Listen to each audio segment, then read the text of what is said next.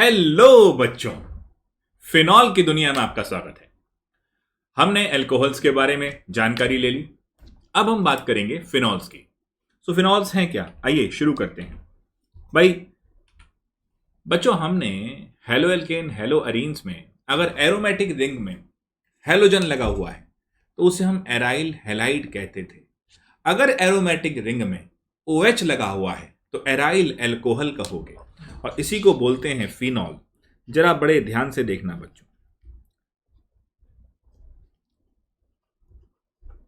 Aromatic ring में OH लग गया है, ये एराइल एल्कोहल हो गया है। और अगर ये एराइल एल्कोहल है, ध्यान से देखना, क्या कुछ और आपको नजर आ रहा है? सर आपने ना अभी बताया था विनाइल एल्कोहल, अगर डबल बॉन्डेड कार्बन के साथ OH लग जाए तो उसे विनाइल एल्कोहल कहते हैं। सर क्या ये विनाइल एल्कोहल नहीं है? बताइए। और अगर ये विनाइल एल्कोहल है तो ये इनऑल है, तो सर क्या ये इनऑल नहीं है? हाँ बच्चे, तभी इसे हम फिनॉल कहते हैं, क्योंकि फिनाइल के साथ आ रहा है ना, तो ये फिनॉल है। ठीक है, क्योंकि देखो ये इनॉल होता है ना जो ये, तो ये फिनाइल में इनॉल है तो ये फिनॉल है। और ये ध्यान रखना, phenol is the most stable इनॉल। इनॉल system क्या होता है ये ना भाई, इसका नाम क्या रखोगे? एथ, इन, वन ऑल। तो इन ऑल, तो सबसे बढ़िया इनॉलिक सिस्टम जो स्टेबल है वो कौन सा है? वो है फिनॉल। ध्यान रखना, यानी ये वाला। स्टेबल क्यों है? बच्चा बच्चा जानता है सर जी ये तो रेजोनेंस है। हाँ जी, छा गए तुझे। चलिए एक बार थोड़ा सा ये अपना स्क्रीन से हटाते हैं ताकि आपको क्लियर लगे। कुछ आइडिया नहीं, वो सिंपल सी बात जो हमने बोली थी वही है। एच की जगह पर आप बेसिकली OH लगा रहे हैं, वहां पर आपने हेलोजन लगाए थे पिछले चैप्टर में। फिनॉल को 3 टाइप से क्लासिफाई करेंगे, सिंपल जैसे अल्कोहल को किया था, मोनो, डाई और ट्राई अल्कोहल। ऐसे मोनो, डाई और ट्राई फिनॉल्स। मोनोहाइड्रिक फिनॉल ये रहा आपके सामने, सिंपल वाला, इसे कार्बोलिक एसिड भी कहते हैं। ये आ गया एल्फा नेप्थॉल। एल्फा नेप्थॉल, ध्यान से देखिए भाई, 2 बेंजीन वाला क्या होता है? नैप्थलीन, है ना। तो अब इसमें यहां 2 बेंजीन हो गए और उसके साथ नेप्थलीन के साथ लगा हुआ है, ये अल्फा पोजीशन है, पहली पोजीशन, तो अल्फा नेप्थॉल। ये मोनोहाइड्रिक है, ध्यान रखिए। This is pretty important. देखो वैसे इसका आयुपैक नेम जाएगा 2 मिथाइल फिनॉल, बट इसे ऑर्थोक्रिसॉल भी कहते हैं। Orthocresol is not basically an IUPAC name, वो 2 मिथाइल फिनॉल है। ये आ गया आयुपैक नेम, ये आ गया आयुपैक नेम। मोनोहाइड्रिक 2 मिथाइल, अब 3 मिथाइल, ये 3 मिथाइल होगा मेटाक्रिसॉल, और फिर पैराक्रिसॉल 4 मिथाइल। डन है बच्चों, दिमाग में रखना। क्रीसॉल, क्रीसॉल बोलो मेरे साथ, क्रीसॉल। क्रीसॉल बेसिकली है क्या? मिथाइल के साथ है OH भैया, सही है। चलिए मोनोहाइड्रिक के अंदर अब ये देखो ध्यान से, यहां पर हमारे पास एल्डिहाइड लग गया, तो 4 हाइड्रोक्सी बेंजल्डिहाइड कहा जाएगा इसको। भाई एल्डिहाइड के सामने अल्कोहल तो साइड चेन की तरह बिहेव करता है, सिंपल। ये 2 हाइड्रोक्सी, और लेकिन यहां पर क्या लग गया? Benzoic acid. तो ये ध्यान रखना। ये बच्चों थोड़ा सा बता देता हूं फिर से, बेंजीन पे लग जाए CH3 तो ये होता है टोलुइन, बेंजीन पे लग जाए OH तो होता है फिनॉल, बेंजीन पे लग जाए CHO तो बेंजल्डिहाइड, बेंजीन पे लग जाए COH तो बेंजोइक एसिड, बेंजीन पे लग जाए NO2 तो नाइट्रो बेंजीन। ध्यान रखना भाई सारे, ये ना कहना, नोट कर लो पॉज करके वीडियो को एक बार।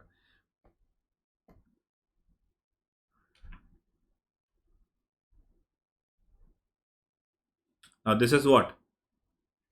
एस्टर। सो अब एस्टर का नाम कैसे होता है इसको जरा समझाते हैं।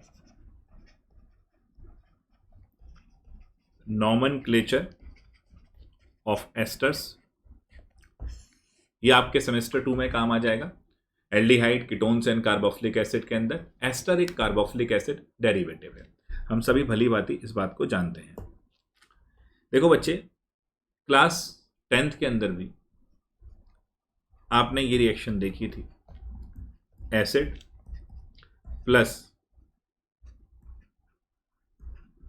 एल्कोहल मिलते हैं, हम H2SO4 डालते हैं, जिसकी वजह से हमें वाटर निकल जाता है और ये एल्कोहल वाला पार्ट यहाँ आ जाता है।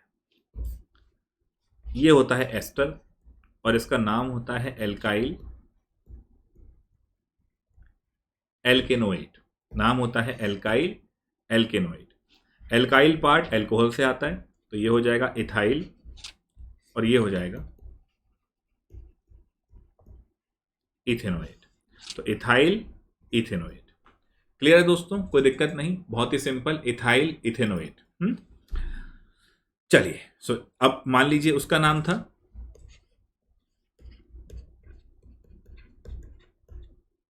ऐसे दिया गया है C2H5, सो ये क्या हो जाएगा? Ethyl benzoate. अब यहां पर लग गया OH, तो अब इस पर 4 हाइड्रोक्सी, मतलब पहले तो इथाइल ही लिखेंगे, सबसे पहले तो एल्काइल लिखते हैं, वो जो यहां लगा हो, तो ये लिखेंगे इथाइल, फिर 4 हाइड्रोक्सी बेंजोएट। ठीक है, कोई दिक्कत तो नहीं बच्चों? इजी। चलिए वापस चलते हैं। तो ये हमारा आता हुआ इसका नाम, ठीक है, ठीक है। चलिए, डाइहाइड्रिक फिनॉल। ये देखो बेटा, अब ये क्या है?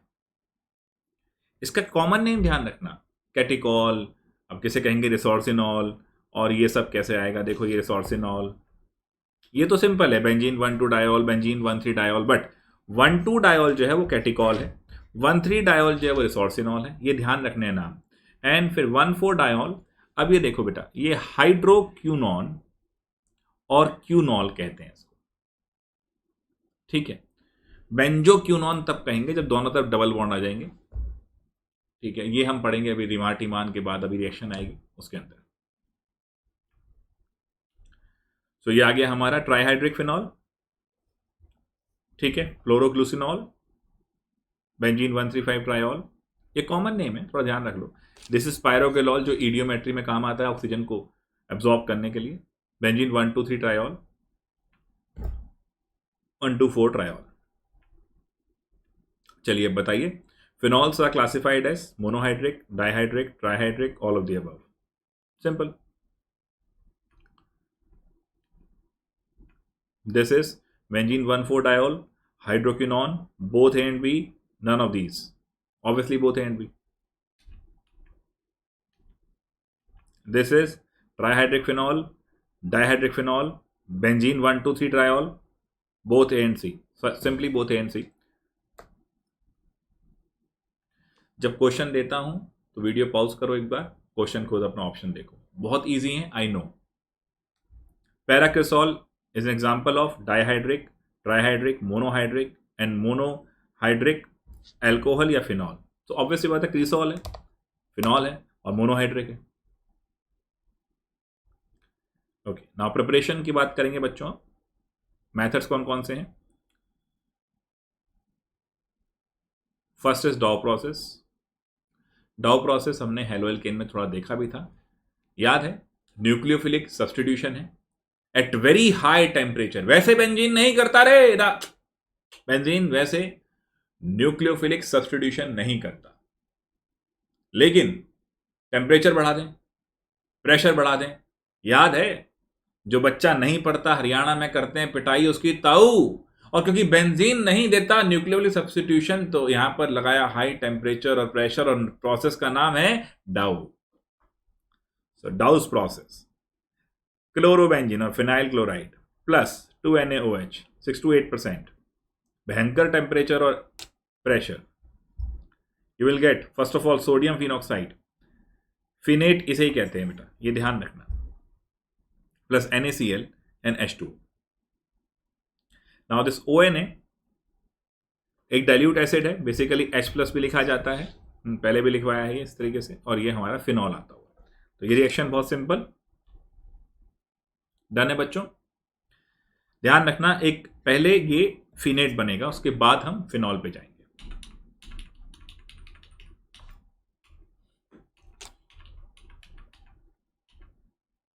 अगर आप कहते हैं H2 और CO2 डाल रहे हैं बच्चों, ये भी ध्यान रखना, मैंने दिया हुआ ये भी, तो ये भी एक तरह से एसिडिक फिनोमेना ही है, यहां पर भी H+ ही मिलेगा। Phenol can be prepared from diazonium salt, पानी डाल देंगे सीधा डायजोनियम सॉल्ट में। डायजोनियम सॉल्ट हम जानते हैं डाईएजोटाइजेशन रिएक्शन, हमने अभी हाल ही में हेलोजन डेरिवेटिव में पढ़ी है। From cumene, this is the commercial method. Phenol can be prepared commercially from cumene, cumene is isopropyl benzene. देखो बच्चे, क्यूमीन किसे कहते हैं जरा ये देखें, हमारे पास है जी बेंजीन, हमने यहां डाला है 2-क्लोरोप्रोपेन। अब प्रोपेन के अंदर H में नहीं लगा रहा हूं, कोई बात नहीं, यहां हम डालेंगे anhydrous AlCl3, Friedel craft substitution होनी है। यू विल गेट दिस, ये जो बना है ना बच्चे, जिसे आप कह रहे हैं आइसोप्रोपाइल बेंजीन, यही है मेरा क्यूमीन। डन है दोस्तों, बिल्कुल इजी, कोई दिक्कत तो नहीं। तो फिनॉल इसी क्यूमीन से बनाएंगे, क्यूमीन प्रोसेस उसे कहा जाता है, पहले इसको नोट कर लो क्यूमीन कैसे बना है। This is my cumene isopropyl benzene, और secondary propyl because this is secondary carbon which is associated with benzene. ध्यान से देखो, एक तरह से ऑक्सीडेशन कर रहे हो in the presence of cobalt naphthenate, temperature बढ़ा रखा है, यू विल गेट दिस। इसे कहते हैं क्यूमीन हाइड्रोपरऑक्साइड, अभी लिख दूंगा इसको यहां पर मैं, ये रहा नाम, ध्यान रखना है। फिलहाल मैकेनिज्म्स के लिए मैंने एक वीडियो, एडिशनल वीडियो जो आपको पता है मैं डालता हूं, उसमें है, उसमें आप देख सकते हो इसका video, but at this point of time आपको जरूरत अभी नहीं है। यहां पर हीट करके डाइल्यूट H2SO4, हीट करके आपको फिनॉल मिलेगा और साथ में एसीटोन मिलेगा, ठीक है। सो यू विल रिमेंबर कि ये चीज सेपरेट हो गई है और ये OH यहां लग गया है, बस खत्म, सिंपल। ध्यान रखना, this is my cumene process, cumene process में मेरे को फिनॉल मिलता है और एसीटोन मिलता है, ये बहुत ध्यान देने वाली बात है।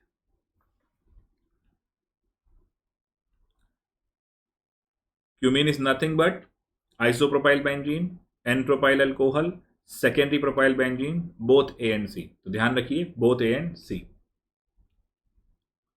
Phenol can be obtained commercially from chlorobenzene, aniline, cumene, benzene sulphonic acid.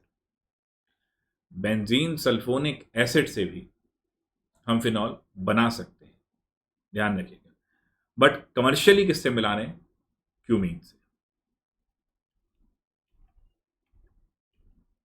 Acidic character of phenol, ये हम पता है। देखो एसिड वो होता है जो H छोड़ने के बाद स्टेबल हो, है ना। अगर मैं कंपेयर करूं, ध्यान से देखना बच्चों, acidic character of alcohol and phenols, तो अगर मैं ध्यान से देखूं मेरे बच्चे, तो जैसे ये कि एल्कोहल है CH3OH, इसने H+ छोड़ा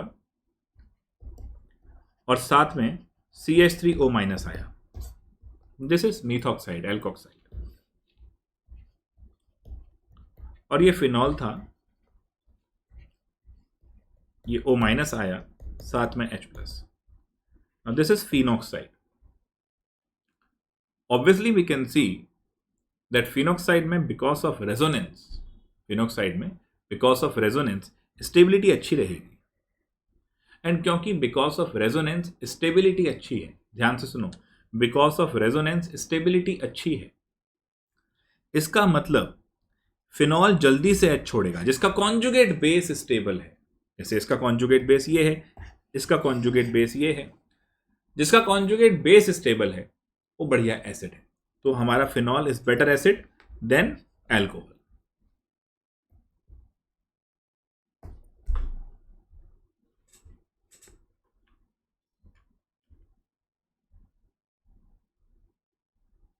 chemical property electrophilic substitution reaction. एक चीज ध्यान रखना बच्चों, फिनॉल का लिक्विड ब्रोमियम के साथ बहुत अच्छा रिएक्शन है, ध्यान से देखो। ब्रोमिनेशन, देखो यहां पर इलेक्ट्रोफिलिक सब्स्टिट्यूशन के बारे में एक बार और जानकारी ले लेते हैं।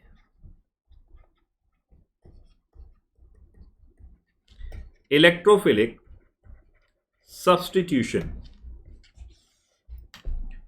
भैया जैसा हम जानते हैं हमारे जो बेंजीन बाबू हैं भैया, इन पे 3 डबल बॉन्ड है और जो मजेदार तरीके से घूमे चले जा रहे हैं। अच्छा, जिसकी वजह से इनके अंदर इलेक्ट्रॉन डेंसिटी गजब की।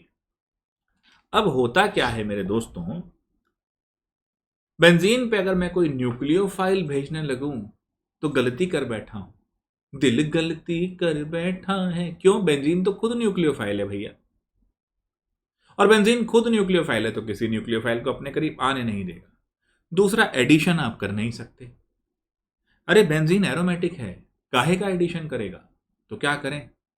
कुछ नहीं, कोई टेंशन नहीं।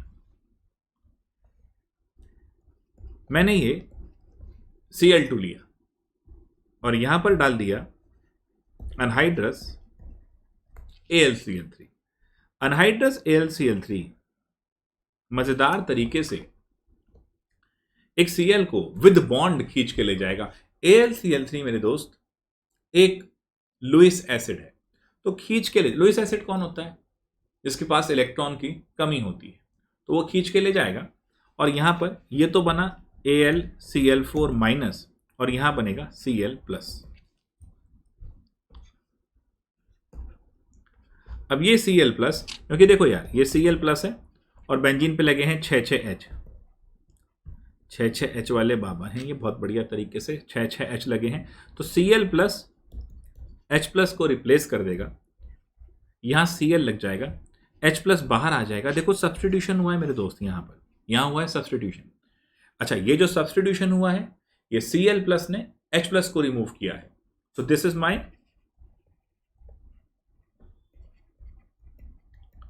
Electrophilic substitution and I will get this. यहां पर जो H प्लस निकला है वो AlCl4 माइनस से एक Cl ले जाएगा, HCl बाहर हो जाएगा और AlCl3 जो अनहाइड्रस AlCl3 मेरा लुईस एसिड था वो फिर से रिएक्शन करने के लिए फ्री हो जाएगा। अब आप देखिए मजेदार तरीके से इसी काम को अगर मैं CH3Cl के साथ करता हूं, सब सही चलता हुआ, हाँ जी, और यहां डाल देता हूं अनहाइड्रस AlCl3, तो मुझे मिलने वाला है ये कौन है भैया? टोलुइन। कौन है भैया? टोलुइन। अब जरा ध्यान दीजिएगा, एल्काइल ग्रुप यहां पर CH3 प्लस, क्योंकि भैया Cl ही लेके गया होगा AlCl3, तो CH3 प्लस ने H प्लस को रिप्लेस किया है। इलेक्ट्रोफिलिक सब्स्टिट्यूशन है और जनरली क्योंकि ये एरोमेटिक कंपाउंड पे हो रहे हैं तो इन्हीं को कहा जाता है इलेक्ट्रोफिलिक एरोमेटिक सब्स्टिट्यूशन। ठीक है दोस्त, परंतु एल्काइल ग्रुप जाके बेंजीन पे लगा है, इसे कह दिया गया था फ्रीडल क्राफ्ट। चलो कलर थोड़ा चेंज करके देखते हैं।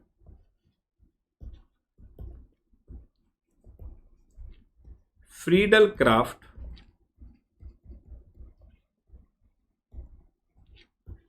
Alkylation, this is my Friedel craft alkylation. मेरे दोस्त अगर इसी तरीके से फिनॉल पे ये चीज की जाए, यहां पर डाला जाए अनहाइड्रस AlCl3, फिनॉल एक ऑर्थो पैरा डायरेक्टिंग ग्रुप है, हम जानते हैं ये बात, तो ये मुझे 2 प्रोडक्ट देगा।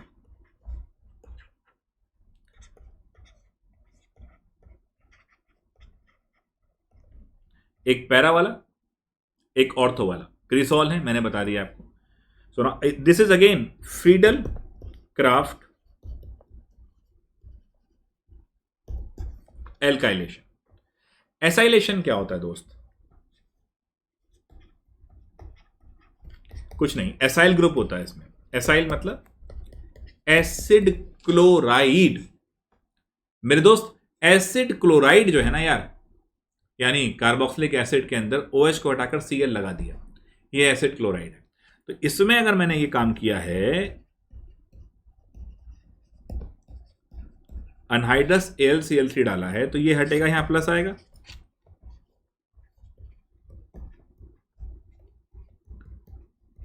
One is this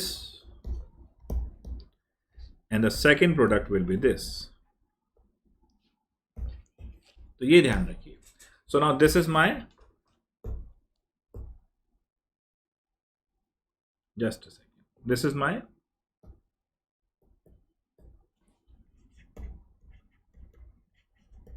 Friedel-Crafts acylation. Very simple to understand. Clear guys? चलिए, तो अब वापस चलते हैं। Now let's talk about bromination. Br plus with liquid Br2, ये रिएक्शन बहुत इंपॉर्टेंट है। फिनॉल लिया है, Br2 डाला है, in presence of phenol, in presence of this haloform, that is chloroform CS2. You will get this orthobromophenol और parabromophenol. More symmetry, better stability, major product. ध्यान रखना ये डाला है। यहीं अगर पानी डाल दें तो क्या होगा? अब होगा धूम मचाले धूम मचाले धूम। भाई साहब तीनों जगह लग गया। ध्यान दीजिएगा बालकों, यहां पर बड़ा ही आसान है लेकिन आता जरूर है। जब मैंने विद Br2 डाला है विद CS2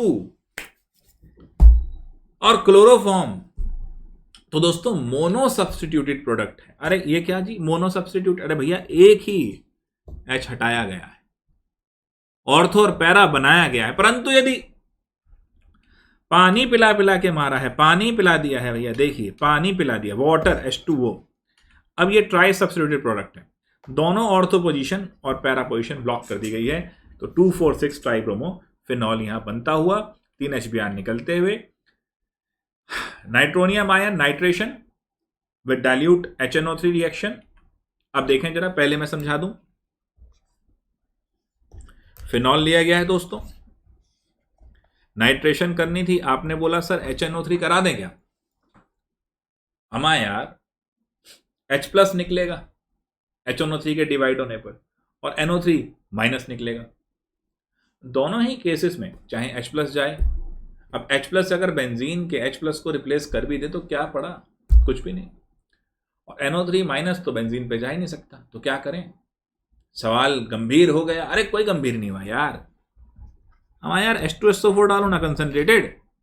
H2SO4 के सामने हमारा जो HNO3 है उसके बाद ये बच जाएंगे, वो सुस्त हो जाएगा, वो बेस की तरह बिहेव करेगा। भैया ना ही कोई एसिड होता है ना ही कोई बेस होता है, ये सामने वाली पार्टी पे डिपेंड करता है कि आप क्या हो।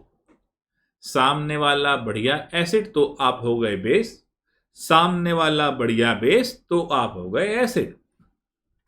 अब अगर HNO3 भाई साहब बेस की तरह बिहेव कर रहे हैं, OH- छोड़ रहे हैं, तो साथ में निकलेगा NO2+। तो इलेक्ट्रोफिलिक सब्स्टिट्यूशन अगर हमें कराना है, अब तो भैया कहानी आसान है।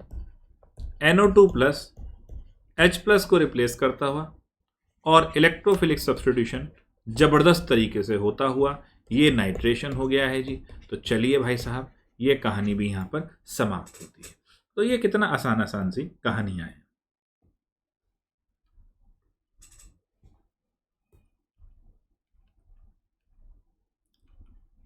ठीक है जी। अब ये ध्यान रखिएगा, इसको बनाने के लिए H2SO4 डालना अत्यंत आवश्यक है। अब फिनॉल वाले केस में एक और मजा है भाई, फिनॉल अपने आप में एक एसिड की तरह बिहेव करेगा। OH है और H2SO4 डालोगे तो भी रिएक्शन रेट फास्ट है, सर क्या हम बिना उसके भी काम चला सकते हैं? यहां मैंने आपको यही दिखाया है। ध्यान से देखना दोस्तों, जरूरत ये थी कि एक एसिड आ जाए जो NO2+ निकाल दे। ये काम मेरे लिए यहां पर फिनॉल भी कर देगा। बस simple. Orthonitrophenol is steam volatile due to intramolecular H bonding. ये ध्यान रखना। देखो ये वाला जो बंदा है, ये अपने मॉलिक्यूल के साथ दूसरे मॉलिक्यूल के साथ H बॉन्डिंग कर सकता है। ये बंदा इंटरनली इन्वॉल्व होता है, क्लास 11 वाला टॉपिक। तो ये किसी दूसरे मॉलिक्यूल के साथ एसोसिएशन नहीं कर सकता। तो इंटरमॉलिकुलर एच जो फोर्सेस हैं, जो H बॉन्डिंग है, वो नहीं होती ऑर्थो में। तो ये बहुत जल्दी इनका बॉइलिंग पॉइंट कम होता है और ये स्टीम वॉलेटाइल होते हैं। वही चीज यहां पर है, ध्यान रखना।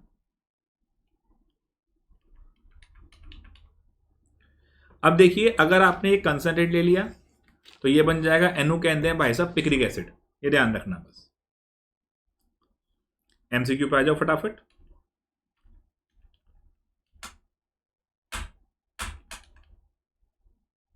चलिए भैया, ये तो बता ही देंगे आप मेरे ख्याल से।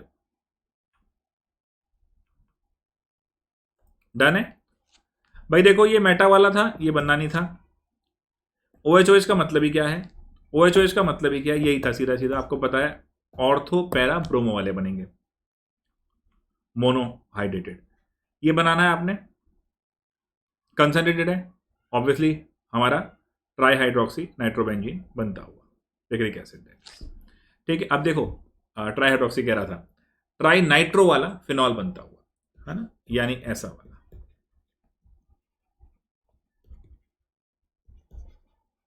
ठीक है बच्चों, पिक्रिक एसिड।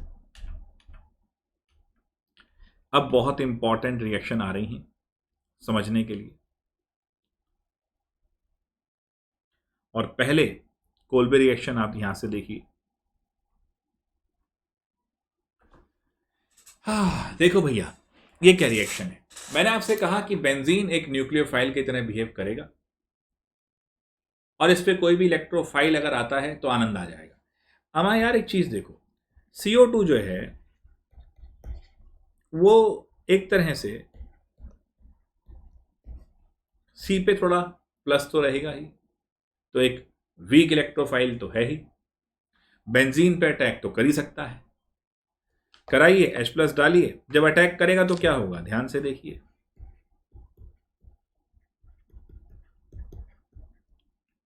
HCl भी डाला है तो एक H जाके लग जाएगा। वो तो होगा ना, एक बॉन्ड जब इधर चला गया, ऑक्सीजन ने कार्बन पे पूरा प्लस ले लिया और ये जाके यहां लग गया, तो ये तो होना ही था और यहां फिर H लग जाएगा।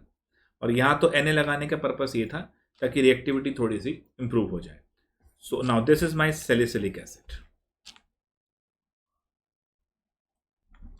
चलिए दोस्तों, एक बार जरा ध्यान से देखते हैं रिमार्टिमान रिएक्शन। RTB कहते हैं, RT शॉर्ट फॉर्म। व्हाट्सएप का जमाना है दोस्त। अब देखो, फिनॉल लिया, थोड़ा सा स्टेप वाइज चलेंगे, ध्यान रखना। NaOH डाला है, CH डाला है, क्लोरोफॉर्म डाला है, बेहोश कर दिया इसको।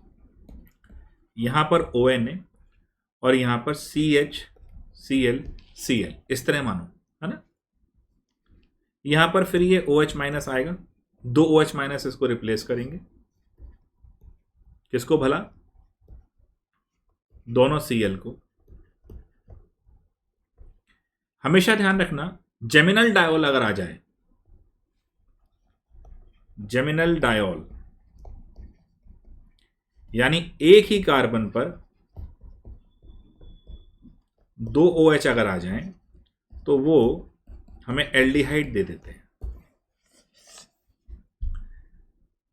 ज्यादातर कार्बोनाइल कंपाउंड यानी एल्डिहाइड और कीटोन्स हाइड्रेशन रिएक्शन शो नहीं करते। The reason aldehyde, ketones and carboxylic नाम के चैप्टर में आपको दिया जाएगा। तो ये भी बहुत आसानी से आपको, थोड़ा बेंजीन का डिजाइन खराब हुआ, ठीक करना पड़ेगा। यहाँ पर CHO देगा और आप H+ दीजिए, वैसे ही सिंपल ONA को हटाने के लिए। तो ये होता है salicyl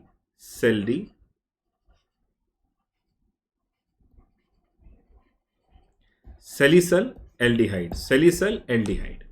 this is my Reimer Tiemann reaction. दोस्तों ध्यान रखना, फिनॉल से शुरू किया, NaOH डाला, ठीक है, देन यहां से दोनों Cl को रिप्लेस करने के लिए OH- डाला, देन यहां पर CHO और फिर H+, सैलिसिल एल्डिहाइड बना। ध्यान से देखो, जब ये बना था तो सैलिसिलिक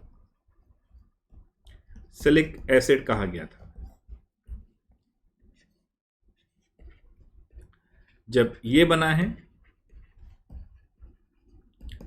सैलिसिल एल्डिहाइड बना है। ये बना था कोल्बे से, ये बना RT से। एक और मॉडिफिकेशन हो सकती है, यहां डाल दीजिए CCl4, बाकी वही NaOH। क्या होगा, कोई ज्यादा बड़ी बात नहीं गुरु, ये लो। अब क्या होगा,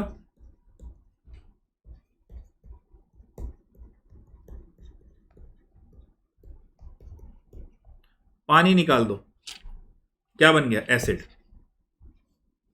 ये तो वो Na चल ही रहा था, इसको लेके कोई टेंशन नहीं।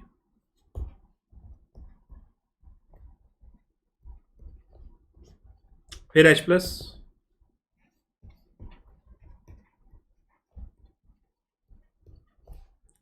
यही बन गया सैलिसिलिक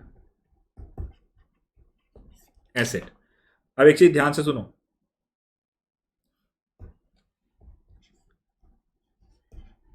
सैलिसिलिक एसिड में अगर आप, वैसे तो चलो कोई दिक्कत नहीं, आपके है नहीं, बट फिर भी अगर ये डाल दो, this is my acid anhydride, होगा क्या, ये वाला H इसको ब्रेक करेगा और यहां पर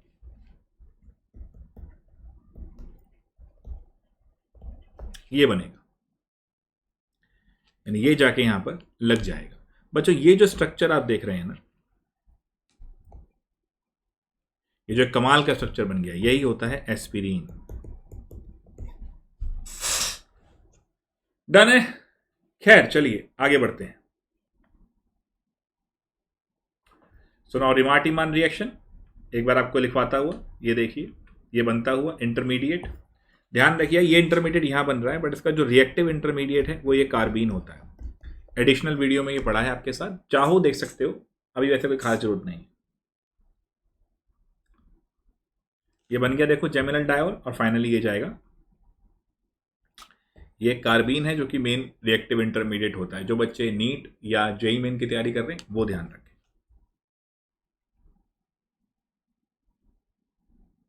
एक बार क्लीन कर दूं ताकि आराम से नोट कर लोगे। बन गया सैलिसिल एल्डिहाइड, ये तो खैर नाम है ही इसके, आयुपैक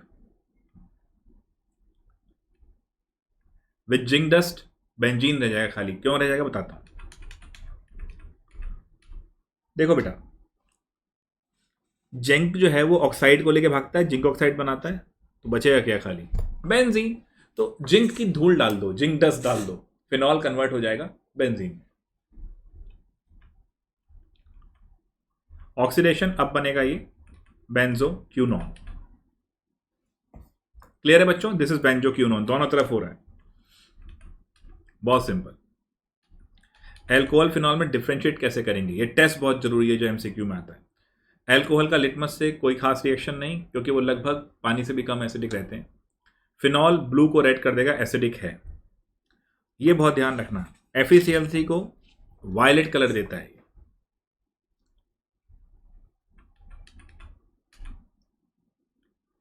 इस वजह से आता है violet colouration. For entrance exam के लिए नोट करो।